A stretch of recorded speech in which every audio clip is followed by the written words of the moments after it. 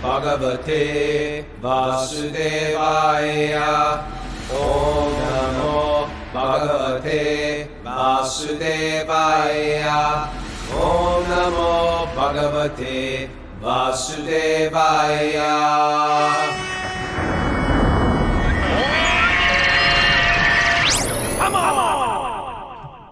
Live from Super Soul Farm, this is Wisdom of the Sages, a daily yoga podcast with your host, Raghunath, and co-host and senior educator at the Bhakti Center in New York City, Kaustubha. Welcome to the show, and welcome to Makeover Monday. Makeover Monday. So every Monday, we all check in with each other. By the way, if you're new to the show, welcome. We do this Monday through Friday.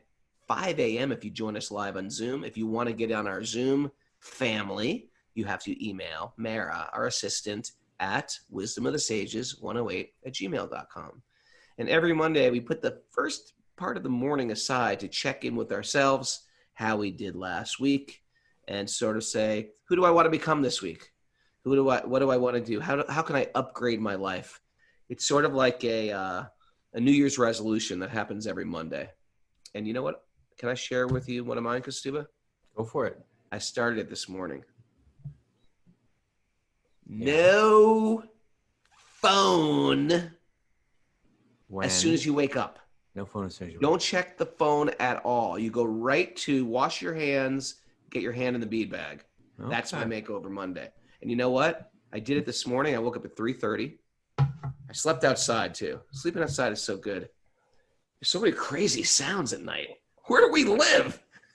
Is it like the Amazon? I woke up in the middle of the night to like growls and hisses. But anyway, I said it was like no phone, and it was great. There was no light either because I left my phone out, and I just had to figure out my way through the woods, and no distractions. My biggest issue is this stupid phone, and it's almost humiliating to say that, but it's like, how many times do I have to check this stupid thing? Check the weather 1,000 times. Check who's messaging me, where and everywhere. So it's you're humiliating. A little morning digital detox. It was. And you know what? I didn't touch anything. I didn't check. What message is coming in that's so important? Is like Hollywood calling, Raghunath, this is your big break. No one's calling me. It's not that important. Let it go. And you know what was great? I just got to chant, and it was like there was no distraction. There you go. That's nice. A good Makeover Monday. I'm going to do it every day this week, and then I think I'm going to run with it. There's no good reason. That's a great hashtag. There's no good reason for, and then you fill in, put a blank line, whatever you want to put in there. There's no good reason for phones before you finish your rounds. All right. If you're new to that, rounds means like a round on a mala. I have to like. What does mala mean? Because sometimes people are joining us, they have no idea. Rounds, what are you like shooting a? They have a better chance of knowing what rounds are than knowing what a mala is. A mala, you think? No. Round sounds like you're shooting a shotgun.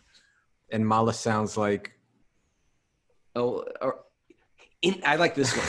I like this one for malas. Indian rosaries. Okay. Isn't that a good one? Well, it doesn't even have to be. It's an Indian word, or Sanskrit word. Yeah, but Indian rosaries, don't you like that? Okay. That makes it sound very normal. You can just say rosary if you want. You don't even have to say Indian. Okay. No using your device before your rosary. Well, I'm just saying I'm just saying you have to explain that as much as you have to explain rounds. That's all. That's all I'm saying. All right. Rosaries are Western malas. Yes. Okay. Good morning, Mara. And good morning. Mara's got a couple of important announcements. We have a whole online. It's amazing what's going on in this online community on Patreon. It's a whole party, and if you want to join it, it's a great way to support us. But we have an actual full-on yoga school going on. Who's teaching yoga this week? All right. So Tuesday morning at 10 a.m., we have Bobby Marchand from Prema Yoga in Brooklyn. Wednesday at 6 p.m., we have Kumiji from Veda Yoga in LA. And Thursday morning, we have Ananda Devi from Warrior Sage Fitness. So you can take any of those classes and any workshops that are going on, and then And we then usually have. Right? Yeah, and a week from today, Madhu is going to do part 2 of his Intro to Kirtan workshop. Nice. Oh, great. I was thinking about teaching something again too, getting back into it. Yeah, me too. I want to put my Sweet Baby Krishna classes on the calendar too. Yeah. All these other guys are forcing me out of town. Oh, but anyway, and if you want to get access to any of those classes, you just go to patreon.com/wisdom of the sages. And our idea is to make it a whole platform. Okay, can you get the tap dancing dog out of here, Sachi? This dog has like such long fingernails. It sounds like he's doing a tap dancing. Toenails, what paw nails. Okay, I'm sorry. Anyway, the idea is we have a whole online community there that it's like you have such an access, especially if you're studying yoga, you have so much access to information on the yoga system, meditation, cooking. What else? Storytelling. What else? Ayurveda. Philosophy, Ayurveda, music. Yeah. Bharatanatyam. There's been no Bharatanatyam. We could do it. Yeah, we could do it. Keep it next. Anyway. That'd be cool, actually. Get a Bharatanatyam class. Odissi. Levitation, my class. No. Okay, that's there is. I am doing a paranormal class this month, sir. Whether you like it or not. All right, let's dive into the box. Oh, you have a letter. Did you want to read? This was an interesting letter. Yeah, I got an interesting letter that we received. Namaste, Mera, Prabhu Raghu, and Prabhu Kaustubha. I am one of the many others, or whatever you may. Who's writing? Oh, sorry. This is from Utika Mankotia. Utika Mankotia. Yeah. I'm one of the many others, or whatever you may want to call me, or maybe a silent listener of the wisdom from our sages, caught in the materialist world at this stage, so unable to make it to the pages yet. I would like to thank you all from the bottom of my heart for this endeavor. Being an Indian currently working in Thailand, it's so beautiful to hear this and connect with you all. It's absolutely commendable how you have been able to study the nuances of Indian society, community living, our culture, education system, and belief system. No offense, but not many Westerners have such a deep understanding of it all just because there's no one size fits all, and I'm sure Aditi and other Indians listening to this show would agree. Aditi's become famous, internationally famous. It's true. In Thailand, they're singing her glories. Yeah. I would just like to thank you all for taking out the time to educate all of us and narrate the Bhagavatam and make it more relatable to our modern daily world. Living a life of enlightenment in a triggering environment takes practice and positive peer pressure, which I find in you. I don't care if you read my letter out in the show or not, but please acknowledge my letter, even if it's with a namaste, and it would mean the world to me to know that my feelings of gratitude have reached you. Namaste. Stay blessed, stay blessed, stay sane, stay safe, and spread the love. Best, Utika Singh Mankotia. I cut it down a little. It's an edited version of the letter. Yeah. Oh, sweet. Someone said I can't say namaste anymore because it's cultural appropriation. Well, she just said namaste to us. So I say, she's actually asked us to say namaste. So I will say namaste back to her. Can I say ciao anymore? Is that Italian cultural appropriation? No, that was a very nice letter. Thank you so much, Utika. It's wonderful to know that you're listening over there, and happy to hear that you're getting into it. Yeah, in Thailand. Go figure. People in Thailand. Or she's Indian in Thailand, I guess, huh? Yeah. Temporarily. They're everywhere. She mentioned in the extended version that her family and friends are starting to get into it too, and everything like that. So it was a nice letter. Let us be your podcast of choice. Okay. All right. Ready to start? Yeah, let's start. Okay. We start with these secret mantras. Ready? Narayanam namaskritya naram chaiva narotamam devam saraswatim vyasam tato jayam mudiraye. Before reciting the Srimad Bhagavatam, which is the very means of conquest, one should offer respectful obeisances to the personality of Godhead Narayan, unto Narayan Rishi, the supermost human being, unto Mother Saraswati, the goddess of learning, and unto Srila Vyasadeva, the author. Nasta prayeshvabhadreshu nityam bhagavat sevaya bhagavati uttama shloke bhaktir bhavati vinashtiki. By regular attendance in classes on the Bhagavatam, and by rendering service to the pure devotee, all that is troublesome to the heart is almost completely destroyed, and loving service to the personality of Godhead, whose praise with transcendental songs is established as an irrevocable fact. Om Agyanatimarandasya Gyananjana Shalakaya Chaksurun Militam Yena Tasmai Shri Gurave Namaha. Okay. We are reading from the first canto. Chapter 15. Chapter 15. You know what? I pulled up that. Thanks Can for you being say prepared, Kaustubha while I Raghunath. find it? It got lost on my computer. We are reading Srimad Bhagavatam, Canto 1, Chapter 15, entitled The Pandavas Retired Timely, and we're on text number 20. Text number 20. We're I'm gonna ask- yeah, you know, we're going to cover some far out stuff, I think, today, you know. Give me a hint while I pull it up again. With the destruction of the Yadu dynasty. Oh, that's always weird. The destruction. The hero family that we worship ends up getting drunk and kills themselves. Okay, so anyway, we'll try to explain it. Spoiler. Spoiler alert. Yeah, that was definitely a spoiler. It's And- the family, the Yadus, the one we call Krishna Yadav, right? It's a famous last name in India too, Yadav, right? Yeah, so Yadu Ganguly, But their Yadu this. dynasty all got drunk, right? And yes, they did. They But did, it was a indeed, they curse, did. though. They were cursed. So yeah, so we'll get to that. Let's get to that later. Well, it's a good story. I can tell the story. Well, when we get to it, why don't you tell the story? Okay. Not quite there yet. All right. Are you ready? You all set? You're Yep. all prepared? Found it. Chapter 15, text 20. Okay. Sorry. Emperor. O Emperor, now I am separated from my friend and dearmost well-wisher, the Supreme Personality of Godhead, and therefore my heart appears to be void of everything. In his absence, I have been defeated by a number of infidel cowherd men while I was guarding the bodies of all the wives of Krishna. So this is once Krishna left the planet, Arjuna sort of lost his superpowers. Yeah. And some people were there and they were harassing the ladies of the Yadu dynasty, as well as sort of like trying to cow rustle. Not wrestle, rustle. And yeah. he went to grab his Gandiva bow and he just had no power anymore. And they very easily, they very easily started to take advantage of this situation. People tend to think that, okay, go ahead. To take advantage of the situation. Well, people will take advantage. There's always people who are waiting for wings to create chaos. Okay. Well, this one is a very transcendental one, though, because what happened was we're going to hear about how everything's wrapping up now, right?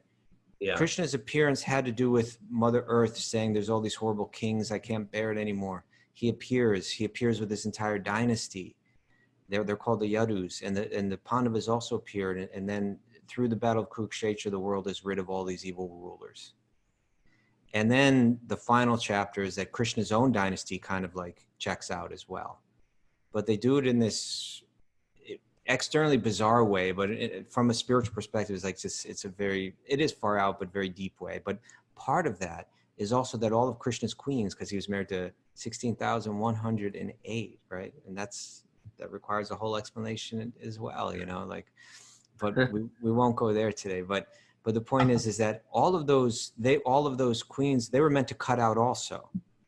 And when they were kidnapped, it was actually Krishna was the one doing it.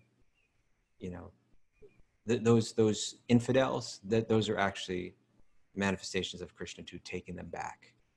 Mm-hmm. But from Arjuna's perspective, it was just like these ordinary people just like kind of like, it defeated me. So he's now, there he is in front of his brother Yudhishthira.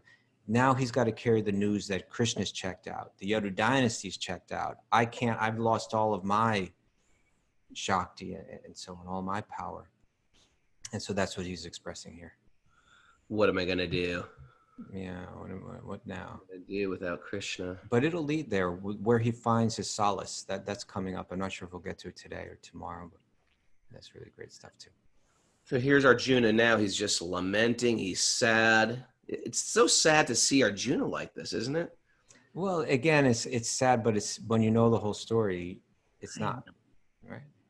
Okay. I have the very same Gandiva bow, the same arrows, the same chariot, drawn by the same horses. And I use them as the same Arjuna, to whom all the kings offered their due respect. But in the absence of Lord Krishna, all of them, at a moment's notice, have become null and void.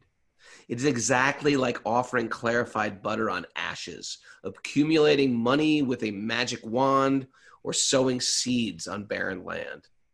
Part of me wonders, Prabhu, Yes. if I don't have the Sanskrit here. What do they say for magic wand in the translation? That can't be it. Let me pull it up. There's no magic wand. There was no magic wands in the old. Maybe there was magic. Well, scepter. let's find out. Let's see. Butter. It says radham, money created by magical feats. So there you go. It's all real, man. People did stuff like that. It's all real. So Great money. okay, so let's read a little from the commentary here. Okay. Okay, so it says, as we have discussed more than once, one should not be puffed up by borrowed plumes. Right. So Arjuna is saying here, like, I was so powerful and now all my power is gone. All energies and powers are derived from the supreme source, Lord Krishna, and they act as long as he desires and cease to function as soon as he withdraws. Okay, really something to think about right there. Yep. I'll read it again. That all energies and powers, that includes our own, or the power to lift this pen, the power to speak, the power to breathe, right? All energies and powers are derived from the supreme source, Lord Krishna, and they act as long as he desires and cease to function as soon as he withdraws. All electrical energies are received from the powerhouse. And as soon as the powerhouse stops supplying energy, the bulbs are of no use. In a moment's time, such energies can be generated or withdrawn by the supreme will of the Lord. Material civilization without the blessing of the Lord is child's play only. Wow. Very interesting, right? That in one sense, we're like children when we're in ignorance. Yeah, think we're doing everything. We think we're doing everything. As long as the parents allow the child to play, it is all right. As soon as the parents withdraw, the child has to stop. Human civilization and all activities thereof must be dovetailed with the supreme blessing of the Lord. And without this blessing, all advancement of human civilization is like decoration on a dead body. That's a good one. Oh, decoration on a dead body, right? It is said here that a dead civilization and its activities are something like clarified butter on ashes, the accumulation of money by a magic wand, and the sowing of seeds in barren land. There's no result, nothing worthwhile, nothing real comes of it. Right. But, I thought this, how Prabhupada brings in this child's play only. Children go on ignorantly of all that's being provided for them. They But really then- do. They really do. They really Tease do. this one out for a while. What's that? Want to tease this one out for a while? Well, there's an Unappreciated children. analogy. Get a little lecture on that. You sound like you've got something at stake in that conversation. I don't. But yeah, it's I use this analogy a lot, that if you have a child, and let's say the child's ignorant of all that's being provided for them, so you might say to that child, "Where do you get your food from?"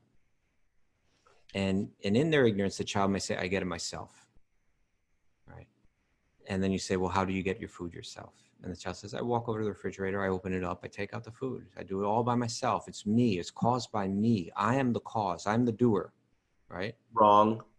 Wrong. We went to the food store. We worked hard. We got the money. Okay. We paid for the food. We brought it back. We unloaded the food. We put it in the cabinets, put it in the freezer, put it in the fridge. Yeah. No. So the child doesn't isn't aware of that or doesn't consider that very deeply.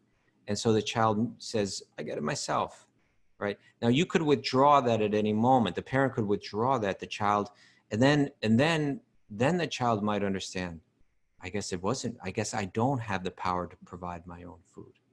Right? I guess that there's another cause outside of me, that is, and in this case, it's a benevolent, higher power, right? That's providing that food for them. We think we get our own food, but can we create even a seed? When you think about a seed, what it is. It's this genetic code in this tiny little, capsule.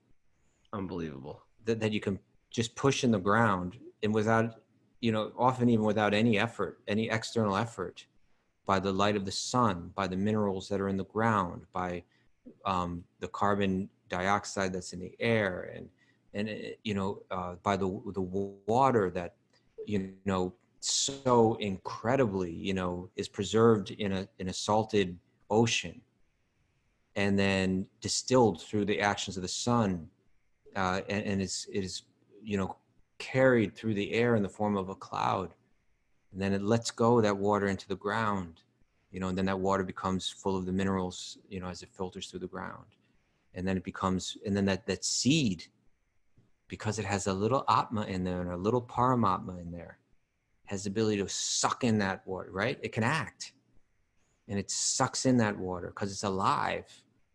It sucks in that water, and due to the genetic coding in that seed, it transforms that same water, carrying the same minerals in all these varieties of different shapes and colors and flavors and nutrients, so that same water coming through the land will become a watermelon. It'll become a bitter melon. It'll become, a shaft of wheat. It'll become, so many things, all with different ways of nourishing us, all with different ways of healing us, of pleasing us, satisfying us.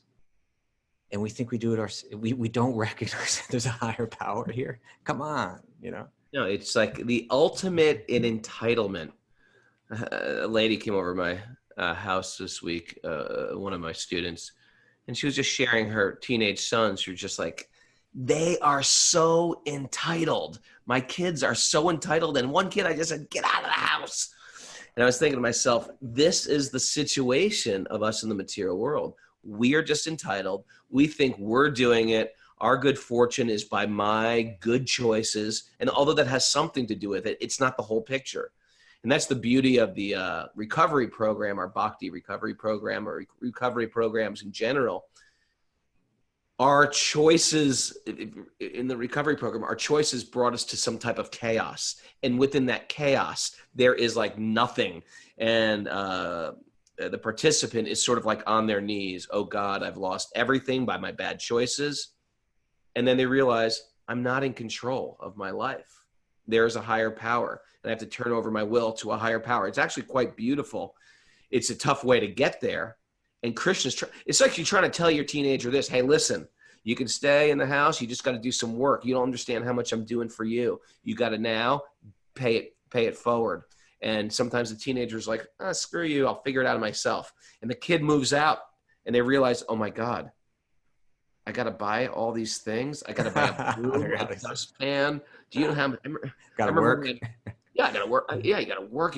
Everything you buy costs money. I remember the first time when I was 18 years old and I moved out of my house and I had to buy some cheese. And I was like, cheese costs this much?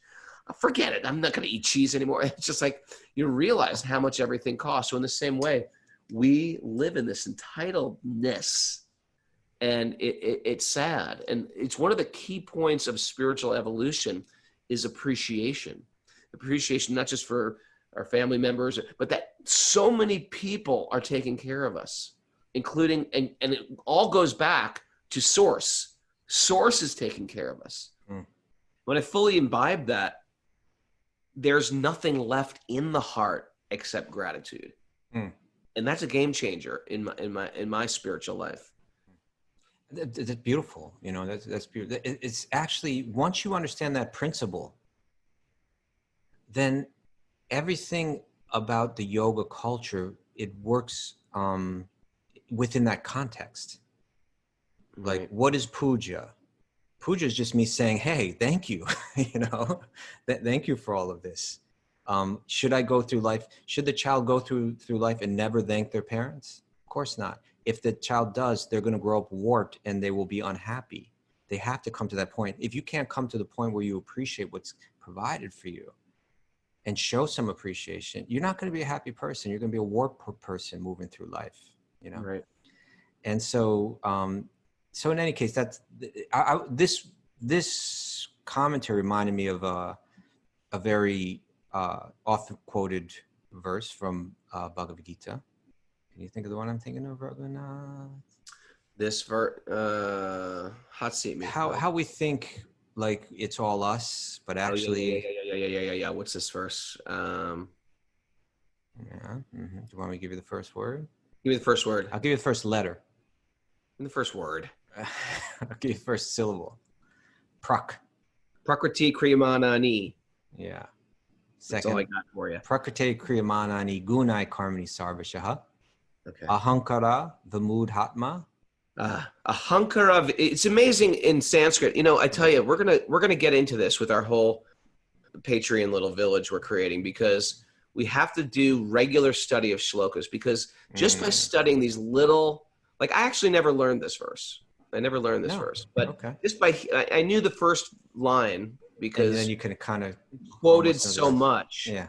But just by learning a little bit of the Sanskrit, you just, what was the third line you said? Ahankara. Ahankara ityam. Due to your false ego, you act like an ass. Vimudhatma. Right? Vimudhatma. Yeah. Due to the false ego, we act like fools. A mudha means like an ass, a donkey, or something like that. Yeah. So. Which is very, very relevant, because I watched Pinocchio with my kids yesterday. Yeah. And do you know the story of Pinocchio? It's an incredible story. I used to. I haven't watched his nose grows. What's that? It's all about bad association. Is it? Well, yeah, Pinocchio wanted to be a little boy. He got, but he was starting to hang out with these bad boys. And the bad boys were like, it was really disturbing. They're all like smoking cigars, and they say, yeah, do whatever you want. Let's like wreck stuff, you know, and smoking in the boys' room. It was all stuff like that. And then all of a sudden they turned into donkeys. They grew ears and a tail. It's almost like creepy, this thing, but you become like an ass that was my takeaway. You become like a donkey, a jackass, due to bad association. Yeah. And then to define the attitude that leads to that, the last line, do you know the last line of that verse? What's the last line? Kart aham. Kartaham. Aham means? Myself. And karta? What? Means the doer. Kartaham iti manyate. You think you're doing everything. I think I'm the doer. You think you're doing everything. The child thinks, yeah, I get the food myself. Right. In one sense, the child does, but in a much more real and important sense, the child is not getting the food for himself. But kartaham iti manyate. Mara, put that on the list of verses you need to learn. That's 320. That's 327. But yeah, so ahankara vimudhatma, bewildered by the false ego, kart aham iti manyate. I think that I'm the doer. So this is the translation. The spirit soul, bewildered by the influence of false ego, thinks himself the doer of activities that are in actuality carried out by the three modes of material nature, by sattva, rajas, and tama gunas. It's amazing how little free will we have. We only have more free will when our whole consciousness gets to sattva. And we're not. We're just like generally driven by rajas and tamas. So it appears like we're making choices, but really my lower passions, which is the rajas, is pulling me around the world as if by force. As if by force. It's only when we actually have our senses under control where we can actually it gives us access to have more free will. Otherwise, I'm dominated by my senses and my mind. If we really want, that's why this whole concept of, if you want real freedom, you must overcome the senses and the mind. Otherwise, we can give you money, we can give you a nice place to live, we can give you all the support, but unless you control your mind and your senses, you'll never be free. You're a slave. You're a slave. Yeah. And if you have this concept of ghost swami, where you're a master of the senses and the mind, then you can be anywhere. You can be in prison and feel, I'm a free man or woman or soul. It's a very powerful concept. Like, no one can hurt me. No one can hurt me. No one can, right? No one can harm me, because I'm separate from it all. I can control my reactions to things. Do whatever you want. I can control my reactions to things. That's like a very powerful, empowering statement. It is. Let's hear what Srila Prabhupada said in the commentary to this verse, okay? Please read, 327. sir. Please read. He says, two persons, one in Krishna consciousness and the other in material consciousness, working on the same level, may appear to be working on the same platform, but there's a wide gulf of difference in their respective positions. Okay? This is about karma yoga, right? That two people are doing the same work, but there's two different states of consciousness. One's thinking I'm the doer, one's in reality. So he says, the person in material consciousness is convinced by false ego that he is the doer of everything, like the child, right? He does not know that the mechanism of the body is produced by material nature. My own body is produced, I can't even produce my own body, right? It's provided for me, and that body works under, he says the body is provided by material nature, which works under the supervision of the Supreme Lord. That's a text from 9th chapter. The materialistic person has no knowledge that ultimately he is under the control of Krishna. The person in false ego takes all credit for doing everything independently. And that is a symptom of his nescience, of his ignorance. Even to lift his pen, right? It's just like, I think I'm doing it, but really I desire it, and I'm allowed to carry it out somehow, right? I can't even really explain how it happens. He does not know that this gross and subtle body is the creation of material nature under the order of the Supreme Personality of Godhead, and as such, his bodily and mental activities should be engaged in the service of Krishna, in Krishna consciousness, right? I'm ignoring my source, or am I going to connect with my source? Do all of the opportunities that are provided for me, do they become like a path of ignorance for me, where I forget reality? Or do they become manifestations that help me recognize my ultimate dependence at every step? So the ignorant man forgets that the Supreme Personality of Godhead is known as Hrishikesha, or the master of the material body. For due to his long misuse of the senses and sense gratification, he's factually bewildered by the false ego, which makes him forget his eternal relationship with Krishna. All right. So there's just a basic principle that's being stated here. I mean, there's going to be more principles that follow it. You're muted, Raghunath, if you're saying something. I don't know if you're just looking interested or if you're saying something there. But first principle is everything's being provided for us. Recognize that. That's where, like, in the way that all the Vedic literature of Vyasadeva plays out is the first literature is the 4 Vedas, which teach how to live through this, how to move through, even if you're a materialistic person, even if you want to enjoy the things of this world, even if that's your goal, you're not a yogi yet, you're not someone that's focused on this higher liberation and freedom. But even if you're still confused and and you think the purpose of life is to enjoy the things of this world, there's still a way to do that where you recognize where it's coming from. And that is through, that's where the worship of the devas, of the gods and the goddesses, comes from. Because at the very least, if I want rain for my crops, I should recognize the God of rain. If I want my children to become learned people in society, so then I should recognize that there's a goddess Saraswati, that is responsible for learning and how learning takes place. And I should show some gratitude. And that's just the beginning of the child being a totally ignorant, selfish person to becoming a person that understands, oh, this is being provided for me. Right? But where Bhagavad Gita, and ultimately Bhagavatam reveals something far deeper. That, like, say that child begins to recognize, let's say it's like a really wealthy child, and like not only are these things provided, but there's like butlers and servants and so on like that, right? So like, say like the butler brings the food every day to the child. So then the child might say, you know what? I don't get this food myself. It's actually the butler, right? It's the butler that's providing. And then the child begins to thank and show gratitude towards the butler. That's good. I like this butler analogy. Okay, butler. Right? Yeah. I really like, no, because they're the demigods. Is that what That's you're saying? the worship of the devas. Yeah. That's the worship of the devas. So Yeah. it's the first step towards realizing, like, well, it's not, I didn't do it. It's you appreciate where you're getting it from. It's healthy on that level.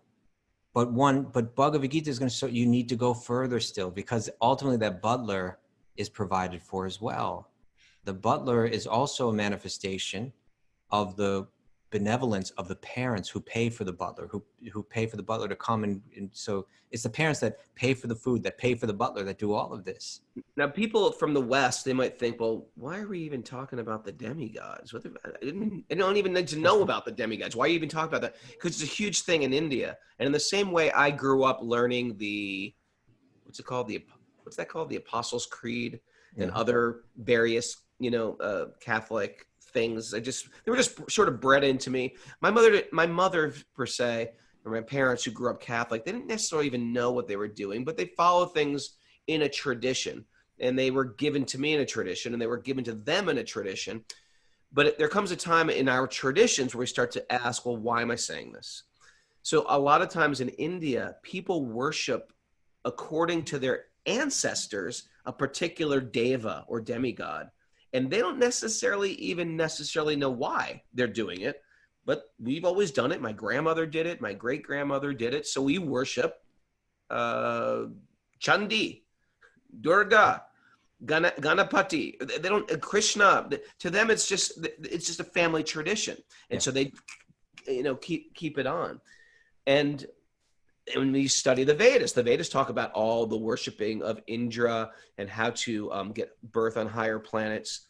But Krishna has to say it very clearly. And that's why when you study with the Bhaktivedantas, or the people who understand that bhakti is the ultimate conclusion, it goes right to this, hey, understand, it's all coming from Krishna. It's the reservoir. You're getting all this stuff from, you're right, you're not the doer. But it's not from all these little higher butlers out there. It's actually the fountainhead, the spring source is actually coming from Bhagavan Sri Krishna. Yeah. And therefore, it's actually a reminder to a lot of the people who grew up in that demigod culture to understand all the demigods are actually coming from Krishna, and they're supplied by Krishna. For us in the West, we just went either from without any religion, or we grew up in a religious tradition where we were like, it doesn't work for me.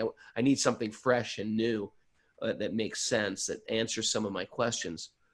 So for us, we hear about these things. And what I like about it is, how you were explaining, Kaustubha, it really takes there's no room to get proud. There's a goddess of learning.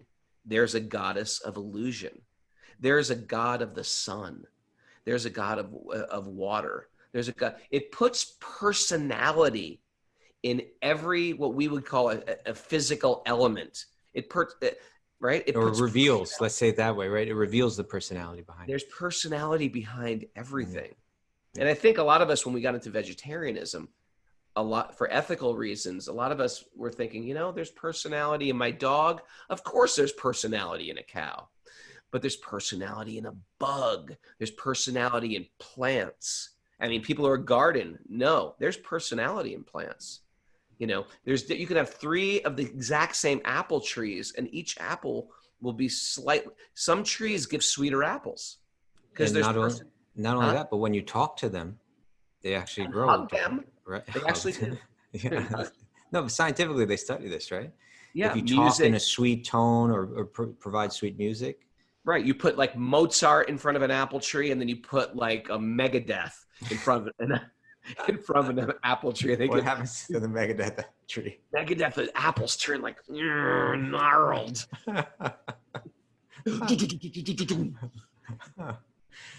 Yeah. So right, and and so often people not only people that are coming to it new, but people that have been in for a very long time. You see, there's two interpretations of how this Vedic literature plays out.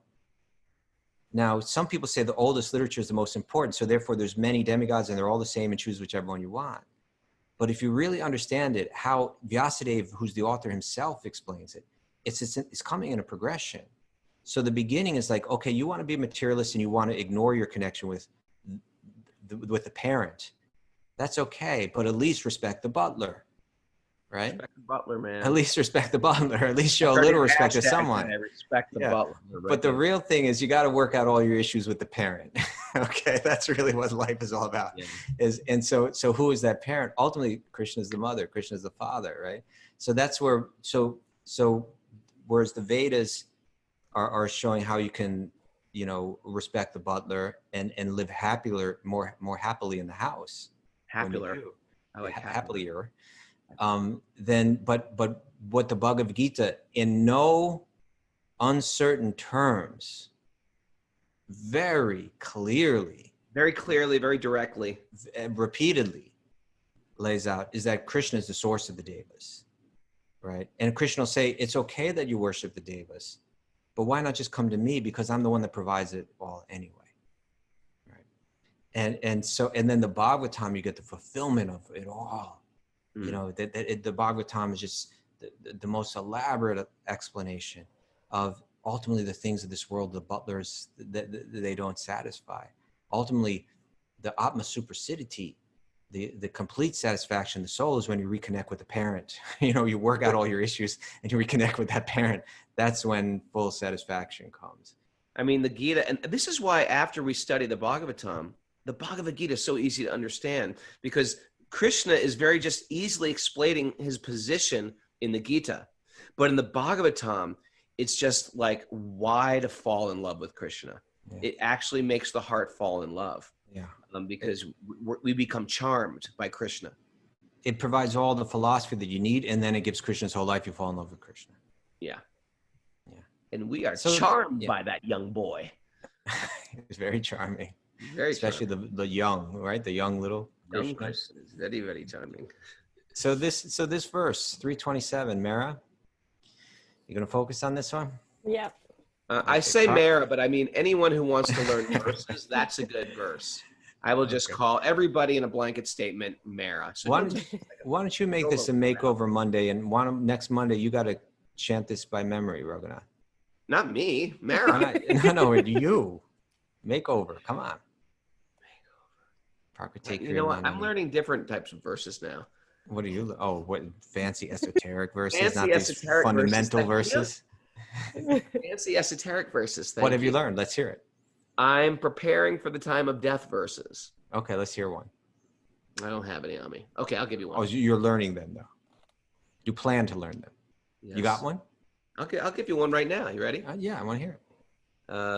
Nirupadi karonena si sachinandanena tvai kapitisito pitosmi itikala mama yoga tamamadvinam nija nikita nivasam dehi govardantvam. Okay.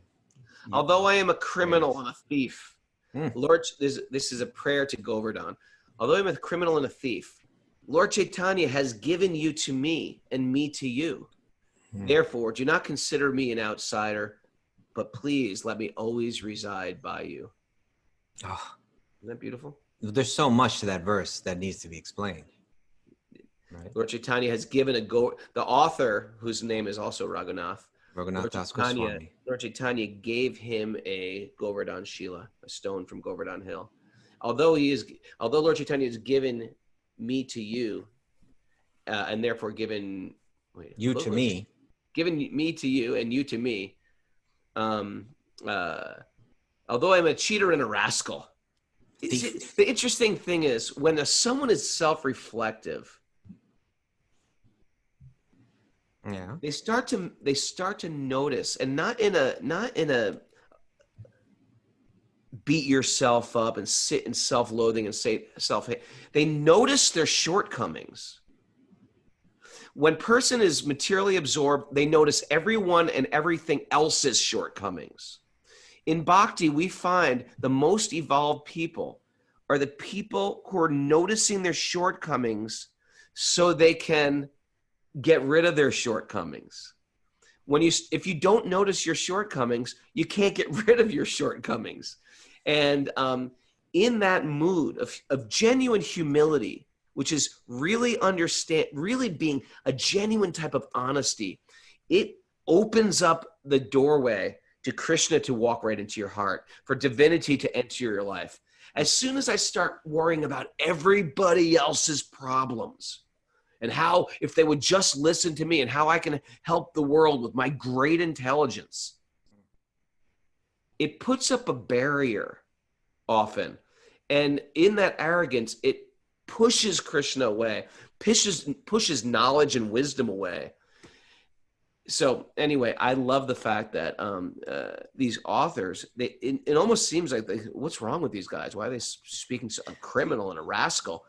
They're tuning in to the real issues of our heart. Now, great masters like this, they write these prayers for our benefit. When we are reading them, we start to realize, yeah, man, I have a lot of rascal tendencies. I have a lot of like criminal.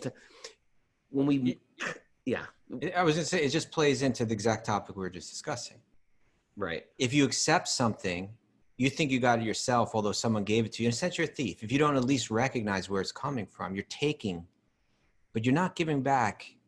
That's the principle of the world, that there's always give and take, give and take. If you're being given and you're not giving anything back, then in a sense, you're a thief, right? Yeah. I'm taking the things of this world. I'm not giving anything back. And so, like, let's go back to that child. Let's say that child, in their ignorance, is just selfish, right? Sometimes I say that same child, that same ignorant child is with the parents and they're watching television. And the child says, I want to watch this show. And the parents, they're not particularly interested in that show, but they watch it with the child, right? And when it ends, let's say Pinocchio. Okay. But the child doesn't learn anything from Pinocchio when they watch it, right? So then when that show's over, then the child says, now there's another show that I want to watch. And the parents say, okay, we'll watch your show, another show that you want to watch. And then that show ends, and then the child wants to watch another show. And the parents say, okay. But then when that show ends, then the parents say, now there's a show that we want to watch. And then the child just becomes completely furious, right? No, I want to watch my show. And the parents say, well, you really have to learn to share. You need a little lesson about selfishness here. We want to share a little message with you about how the world doesn't revolve around you, that you actually need to learn to live in a more, no, why are you being so unfair? I hate you. Right? That's the people walking around the world that are saying, why is this world so unfair? I hate God. There is not fair. There is, like all of that stuff. It's like, can't you recognize? Again, we talked earlier about a seed, the complex genetic coding within a seed, the balance of nature that's all involved in that seed developing into delicious, nutritious food that we eat, and we don't even have the power to digest on our own. Krishna says, I am nutritious. Okay, he says, I am the power of digestion, right? All of it's provided for us in these amazing, beautiful ways. No appreciation, no recognition. We're like a selfish, ignorant thief, child, whatever you want to call it. And so the parents are saying, if you can't understand, if you can't appreciate it and live with others, in a nice way, in a cooperative way, then we don't want to. We're gonna have to punish you. We're gonna have to take television away for the next month. You won't be able to watch any television. Now the child becomes completely frustrated and angry, right? I hate you. Why are you doing this to me? That is the ignorant state, you know. But the child may begin to get through the punishment, right? That's called karma, right? If you need to learn a lesson about life, then that karma comes and we feel a little pain, right? And that pain is meant to help us understand there's a higher power. I'm very limited. There's a good way to live that I'm meant to adapt to, you know, that is the opposite of selfishness, but selflessness. It's only through selflessness and love that I find fulfillment. So my parents, it's out of love that the parents are providing the punishment, because they want the child to begin to understand, to be capable of being happy. And happiness is found through love. And love is ultimately found as an expression of selflessness, not selfishness, but selflessness. And so that punishment is like the bad karma. But even that bad karma is good because it's meant to send one in the right direction. And the child may begin to realize that I live happier in life when I'm living according to the higher power, right? When I'm living in harmony with the higher power, when I'm recognizing and grateful to the higher power. That's what I meant. So the 4 Vedas, they're helping one come to that level, you know, at least recognize the butler, at least, okay, that's a start, you know, at least you're doing your chores around the house. Now, why are you doing them? You get to the point where the child recognizes the better child I am, the more happy I am in the home.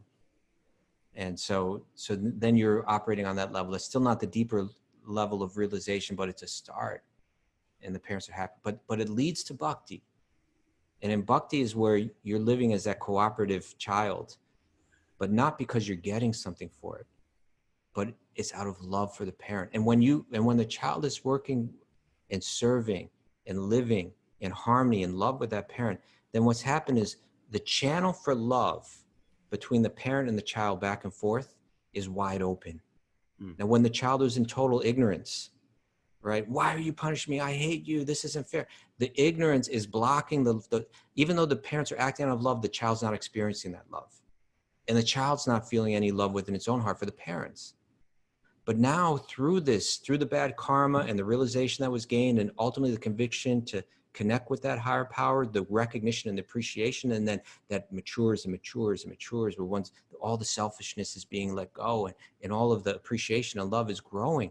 Now the channel for the feeling of that love to go back and forth is wide open. That's called bhakti, right? Now the channel for love is flowing.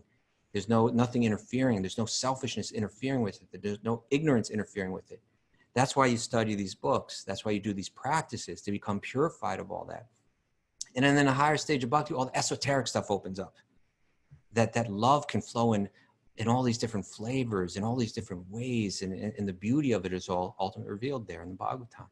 And then you get to like the love of the gopis. What's that's all about? The love of Krishna's friends. What's that all about? The love of Krishna's parents. That's the esoteric side. But the basic side is we've got issues with our parents, that we have to work out. And that is what puja is about. That's what chanting mantras is about. That's what all the practices are about, just working out that issue that we have. It's such actually a good analogy, because any parent also knows if you have a kid that is just filled with appreciation and they're like, yeah, of course I'll do it. Of course I'll do it. You have a child that just, if you ask them to do something and they do it, or they just do it voluntarily, I'll clean the kitchen. Yeah. Eventually the parent has so much trust in that child that if the child wants to use the car, they don't even have to say, I want to use the car to do A, B, C, or D. The parent will say, yeah, whatever, just take the car. Yeah. The parent has so much trust in the child already because of that child's attitude.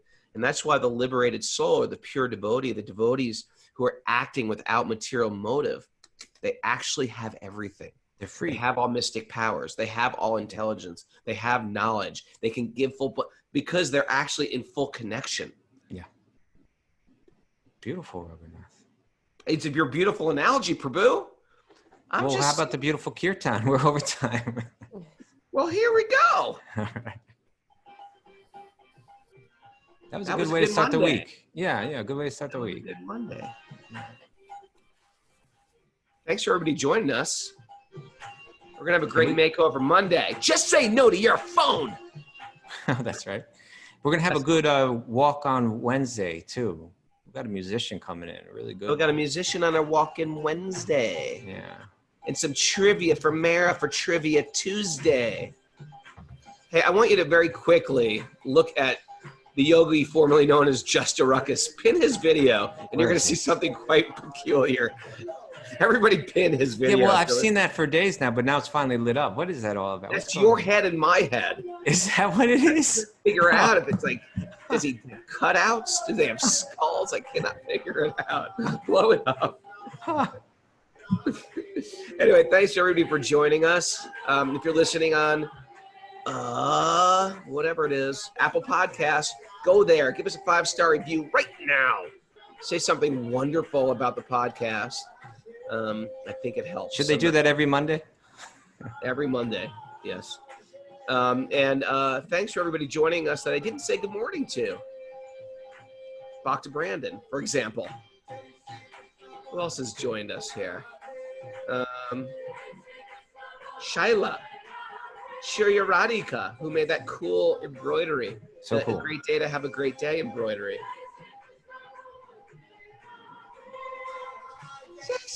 Jamuna Jaya, who's organizing. She's part of the team now, Jamuna Jaya. She's organizing all the online programs for online school. Thank you, Jamuna G. Scott Mueller, great to see you again, brother. Miss you. Jeff and Crystal, sing with us. You don't have to know what you're saying. Just make a noise with your mouth.